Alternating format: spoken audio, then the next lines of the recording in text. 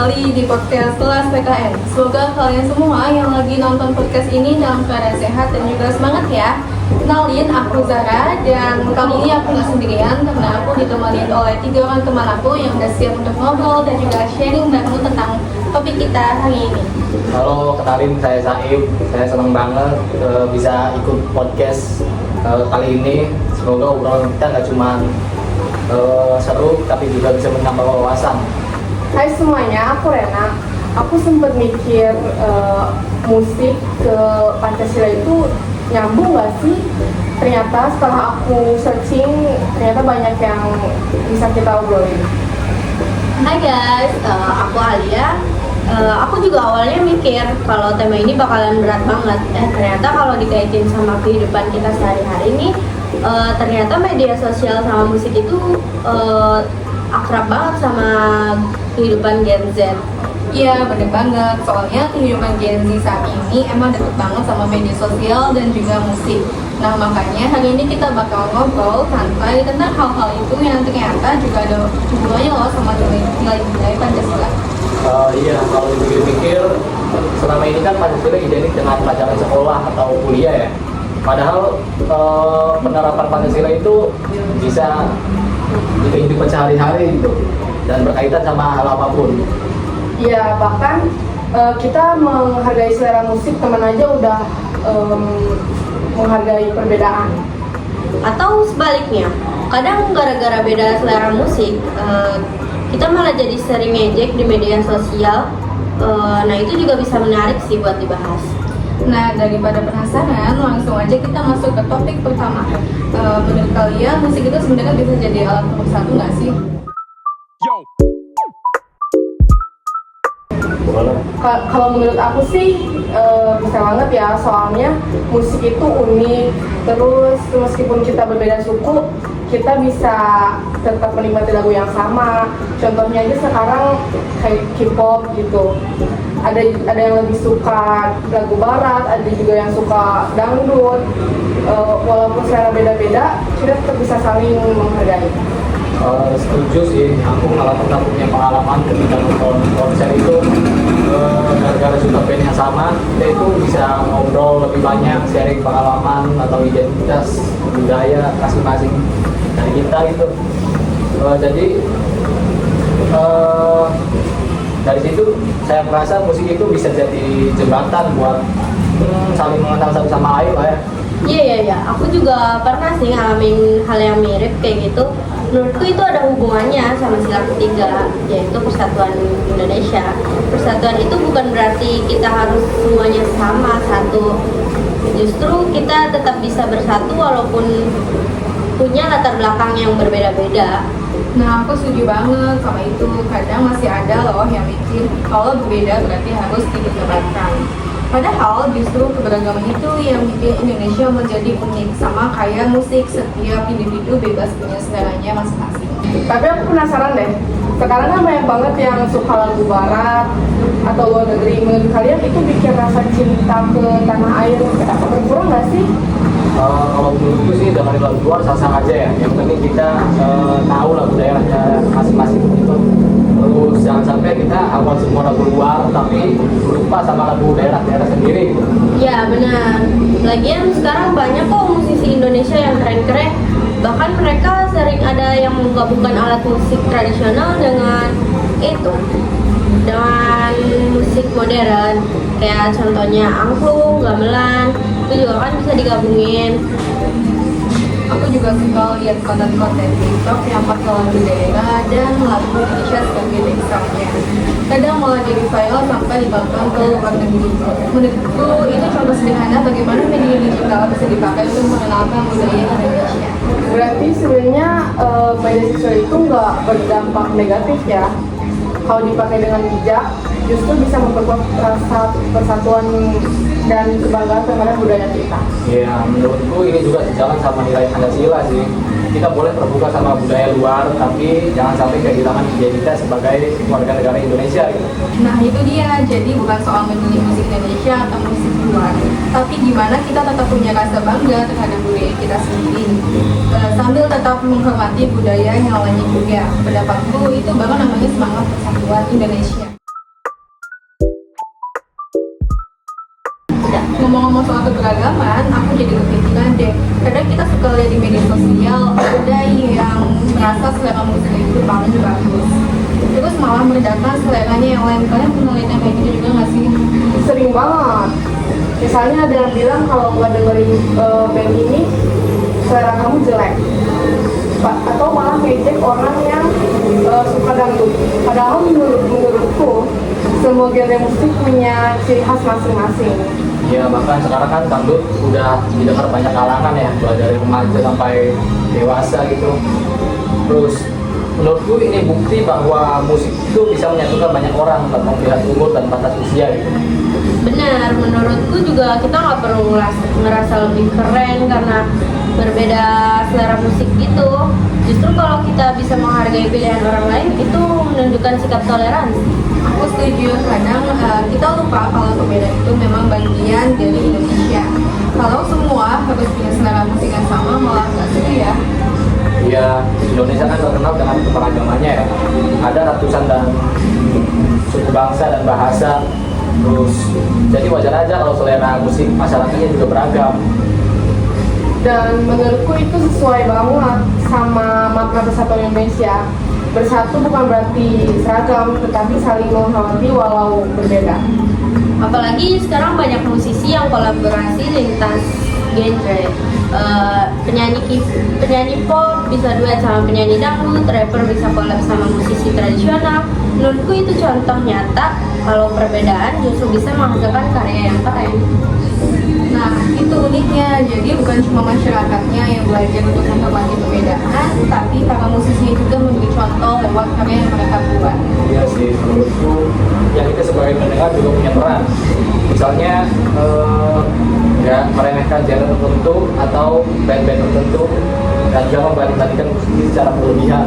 Ya, karena kalau dipikir-pikir, setiap musisi punya proses dan perjuangannya masing-masing. Jadi lebih baik kita saling mengapresiasi daripada saling menjatuhkan. Aku juga ngerasa kalau menghargai karya orang lain itu bukan cuma soal sopan santun, tapi itu juga mencerminkan nilai Pancasila. Kita belajar menghormati usaha orang lain, walaupun karya itu mungkin bukan selera kita. Nah, dari topik ini aku jadi sadar kalau musik ternyata bukan cuma sekedar hiburan. Musik juga bisa mengajarkan kita tentang toleransi, menghormati perbedaan, dan juga menjaga persatuan. Nilai-nilai itu sebenarnya dekat banget loh sama kehidupan kita sehari-harinya. Tapi sayangnya nggak semua bisa menunjukkan sikap saling menghormati itu, terutama di media sosial. Padahal kita sering banget lihat masyarakat atau individu itu bertengkar sama individu lainnya cuma karena berbeda pendapat. Nah ini menarik buat dibahas nih. Kadang waktu ketemu itu orangnya baik-baik aja, tapi di kolom komentar itu banyak ngomong kasar gitu orang-orang. Iya, aku pernah lihat ada penyanyi yang baru tampil, malah dihujat habis-habisan. Kritik sih boleh ya, tapi kalau isinya cuma menghina fisik sih, menurut aku udah menjatuhkan mental orang lain. Menurutku itu udah kelewatan. Menurutku itu bertentangan sama sila kedua, yaitu kemanusiaan yang adil dan beradab. Kita sering lupa kalau di balik akun media sosial itu ada manusia yang punya perasaan juga. Setuju banget, kadang kita terlalu fokus sama layar handphone sampai lupa kalau kata-kata kita tuh bisa berdampak negatif ke yang lainnya. Makanya sekarang muncul istilah think before your time. Sebelum komentar, kita pikir dulu kalau komentar ini ditujukan ke aku, kira-kira aku bakal sakit hati apa enggak? Kalau jawabannya iya sih, mendingan gak usah dikirim. Menurutku itu bentuk sederhana sih menerapkan Pancasila di era digital. Nggak susah kok, cukup mulai dari menghargai orang lain dan menggunakan media sosial dengan bijak. Tuh, jadi ternyata mengamalkan Pancasila itu nggak selalu lewat hal-hal yang besar. Dari cara kita berkomentar, menghargai perbedaan lain, sampai menerima perbedaan selera musik pun sebenarnya kita sudah sedang menerapkan nilai-nilai Pancasila. Ngomong-ngomong soal komentar, aku jadi kepikiran deh, sekarang kan apa-apa serba digital tuh. Kita belajar lewat internet, cari hiburan di media sosial, bahkan diskusi juga banyak pindah ke platform digital. Aku mau minta pendapat ke kalian, lingkup digital itu lebih baik ngasih dampak positif atau negatifnya sih? Kalau menurutku sih tergantung penggunaannya ya. Media sosial itu cuma alat, bisa dijadiin hal positif maupun negatif. Setuju sih, aku malah ngerasa media sosial itu banyak manfaatnya. Kita bisa belajar banyak hal baru, dapat informasi, sampai kenal orang yang berbeda daerah. Tapi ya itu kadang orang lebih fokus buat menang debat daripada saling memahami. Nah, itu yang menurutku nyambung sama sila keempat, yaitu kerakyatan yang dipimpin oleh hikmat dan kebijaksanaan, kemusyawaratan, perwakilan. Walaupun awalnya sila ini identik sama musyawarah, menurutku di media sosial juga tetap bisa diterapkan sih. Maksudnya gimana sih? Maksudnya, misalnya nih, kalau kita beda pendapat sama orang lain, kita tuh nggak harus langsung menyerang atau marah. Kita bisa langsung kasih pendapat dengan sopan, dengerin alasannya, dan diskusi tetap sehat. Ya kadang aku lihat orang baru baca judul berita aja langsung emosi, padahal kan belum tentu isinya itu sesuai, dari akhirnya malah menimbulkan konflik. Makanya sekarang penting banget buat cek dulu informasi sebelum percaya atau bahkan sebelum dibagikan ke orang lain. Betul juga ya, jadi ternyata musyawarah di zaman ini nggak cuma dilakukan di lingkup rapat atau sekolah, tapi juga bisa lewat berdiskusi di media sosial. Yang penting kita tetap bisa menghormati individu lainnya. Ya menurutku kalau semua orang punya sikap kayak gitu, media sosial pasti bakalan nyaman deh. Orang nggak akan takut lagi buat menyampaikan pendapat karena tahu diskusinya bakal sehat. Dan itu juga menunjukkan kalau kita benar-benar mengamalkan nilai Pancasila, bukan cuma menghafalnya. Selain soal kita cara berkomentar, pendapat kalian ada nggak sih contoh lain penerapan Pancasila di lingkup digital itu? Kalau aku kepikiran soal menghargai karya orang lain. Misalnya sekarang banyak banget musisi atau konten kreator yang bikin karya bagus, tapi kadang masih ada aja yang membajak atau menggunakan tanpa izin. Ya padahal bikin satu lagu atau konten aja kita tuh makan waktu dan tenaga gitu. Bahkan biaya yang dikeluarkan sangat banyak. Jadi menurutku udah sewajarnya kita menghargai hasil kerja mereka sih. Menurutku ini berkaitan sama sila kelima, yaitu keadilan sosial bagi seluruh rakyat Indonesia. Menghargai karya orang lain juga berarti kita memberikan hak yang memang pantas mereka dapatkan. Misalnya hal sederhana kayak dengerin lagu dari platform resmi atau nggak asal mengaku karya yang lain sebagai karya kita sendiri ya. Nah betul, kalau kita suka sama karya musisi Indonesia, kita juga bisa mendukung dengan cara yang positif. Tidak harus selalu diberi album, cukup dengan streaming di platform resmi, datang ke konser kalau memungkinkan ya, atau sekedar membagikan karya mereka ke orang lain. Aku juga sekarang seneng banget banyak kreator muda Indonesia yang berani mengangkat budaya daerah lewat kontennya. Menurutku itu keren sih. Benar, jadi ruang digital itu sebenarnya punya potensi besar untuk mengenalkan Indonesia ke dunia luar. Tinggal bagaimana kita memanfaatkannya aja. Oh, aku jadi sadar. Ternyata kita sebagai Gen Z, kita juga punya tanggung jawab. Bukan cuma jadi penikmat media sosial, tapi juga ikut menciptakan lingkungan digital yang positif, saling menghormati dan mendukung karya anak bangsa. Kalau kita sendiri nggak mulai menerapkan nilai-nilai itu, siapa lagi? Setuju sih, perubahan besar biasanya dimulai dari kebiasaan kecil. Nah, makanya mulai dari berpikir sebelum berkomentar, menghargai perbedaan sama mendukung karya orang lain. Kelihatannya sederhana, tapi dampaknya itu besar banget. Nah, dari semua yang kita bahas hari ini, aku jadi makin yakin kalau Pancasila itu bukan cuma sekedar materi pelajaran yang ada di kelas, namun nilai-nilainya masih sangat relevan yang bisa kita terapkan di kehidupan sehari-hari, termasuk saat kita bermusik, menggunakan media sosial, dan berinteraksi di lingkup digital. Nah, dari semua yang udah kita bahas, mulai dari musik, media sosial, sampai cara kita berinteraksi di lingkup digital, ternyata semuanya balik lagi ke satu hal, yaitu bagaimana kita menerapkan nilai-nilai Pancasila dalam kehidupan sehari-hari. Sebelum kita akhiri, aku mau dengar nih satu kalimat dari kalian. Aku minta pendapat kalian, apa sih pelajaran paling penting dari topik kita hari ini? Kalau menurut aku sih yang paling penting itu kita harus lebih bijak dalam menggunakan sosial media ya. Karena apa yang kita tulis itu juga mencerminkan karakter kita di media sosial maupun di dunia nyata. Kalau aku ya, kita harus belajar menghargai perbedaan, mau itu perbedaan selera musik, pendapat, ataupun latar belakang. Justru keberagaman itulah yang membuat Indonesia kuat dan itu sesuai dengan semangat persatuan Indonesia. Nah, kalau menurutku Pancasila itu nggak cukup cuman dihafal. Yang lebih penting adalah bagaimana kita menerapkannya di kehidupan sehari-hari.